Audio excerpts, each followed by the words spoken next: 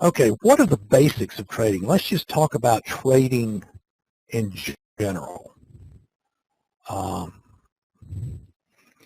If you're trading, to be successful, you really have four options. You can buy low, sell higher, buy high, sell higher, sell high, buy lower, sell low, and buy lower. Now, most people can't do all four of these things. Most people are, frankly, most traders want to sell high and buy low.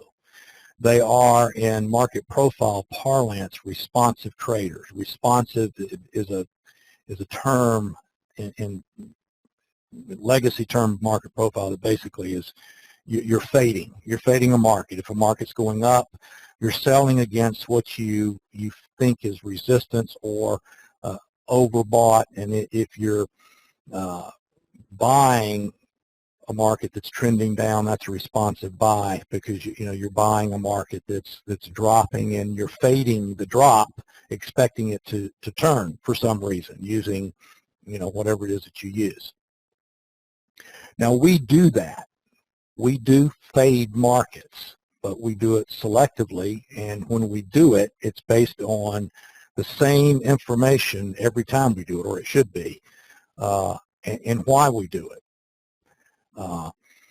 There has to be a reason for entering a trade based on one of these assumptions. If you're buying low and expecting to sell it higher, why? I should be able to ask each of you, when you buy something that's dropping, why are you buying it? And it can't be just because it's going down and I think it's going to go up. Now, most of the reasons that traders use for making trade decisions are very, very bad reasons, and they have no valid basis. One of the terms that you'll hear me talk about constantly in this course and in all my work and in the trade room is randomness. And randomness is a statistical term. It basically means it's a coin flip. It's a 50-50. It's random. And most traders, the overwhelming majority of traders, are random traders. They may think they have a methodology, but the reality is that just because you are using some things doesn't mean that you're not a random trader. So let's talk a minute about why it is so difficult to trade. The industry, I mean, it's common knowledge, and it's thrown about all the time that 90% plus of the people that try to trade fail. That's the industry figure. I mean, you can call your brokers and they'll tell you that. So if the industry itself is telling you that, why is that? Why is trading so much more difficult than becoming a physician? We have at least one physician in here tonight.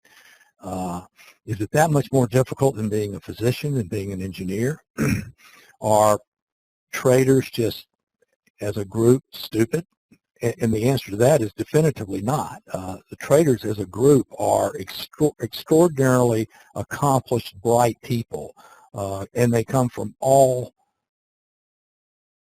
walks of life, but they also come from the sciences, the backgrounds, the engineers, the physicians, actuaries, and mathematicians are inherently drawn to trading. And those groups of people are no more successful than the educators and the salesmen and these other people.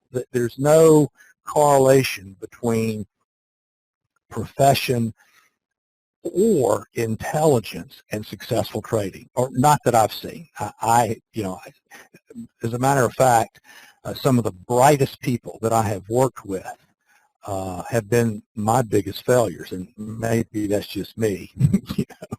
Might say more about me than them, but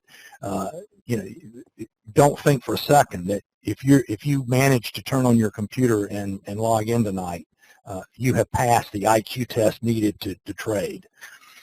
So what do other professions have that the trading profession does not. 90% of the people that are operated on by physicians don't die. And if they did, don't you think that we'd be taking a look at what's being applied and what's being taught? And what about graduates of engineering schools? Now, I realize not all engineers build bridges, but that's the prototypical, stereotypical thing. What if all the engineers, all the bridges that they built collapsed? Well, we'd look at the material, wouldn't we? And I just couldn't resist this one. But the point of this is that there is an incredibly high failure rate among traders that can't be logically attributed to the inability to grasp sound concepts. Now, I think that one of the things that works against traders being successful is how we learn. And I think it really works against the most successful people, the people that have achieved the most in their life. Because think about it. From the time you're 3 or 4 years old, you're put in a car and you're taken to a place and you are taught, and you're taught by someone that is the expert. And you follow that process from the time you're 4 or 5 years old all the way through graduate school, whether you have MDs, PhDs, or bachelor's degrees or high school education. We're taught, and we're taught about learning. And what we're taught about learning is that if we want to learn something, there's an expert somewhere, and that expert is going to give us material to study.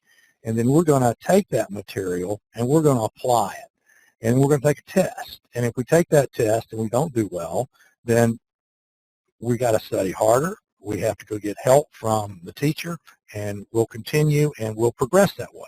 So when we start trading, what do? Well, we go find an expert, and that expert gives us material, and we study material, we try to trade it, and it doesn't work. We go back to the expert and say, this isn't working. And they say, well, you need to take this course. Well, okay, I'll take that course. All right, now I'll take this course from this expert. I take this course. I try to trade again. It doesn't work. I go to the expert. So finally, you say, well, gee, maybe I just don't, this material, this isn't for me. And my buddy over here told me about this guy that he's in his chat room, and this guy's, great, and everybody's making money in the chat room, so I'm going to try him for a while. So this goes on and on and on, and you go from one expert to one expert to one expert. And finally, and it happens at different time frames for different people, it begins to dawn on you that nobody knows what the hell they're talking about. It's not you, it's the material.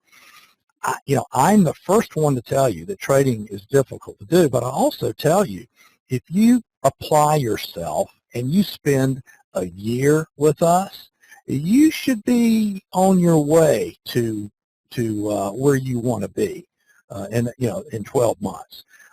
You don't have to spend 5 years. If you're spending 5 or 6 years on something, it ain't working, and you need to stop. Now, everything is not for everybody, obviously, and I understand that too.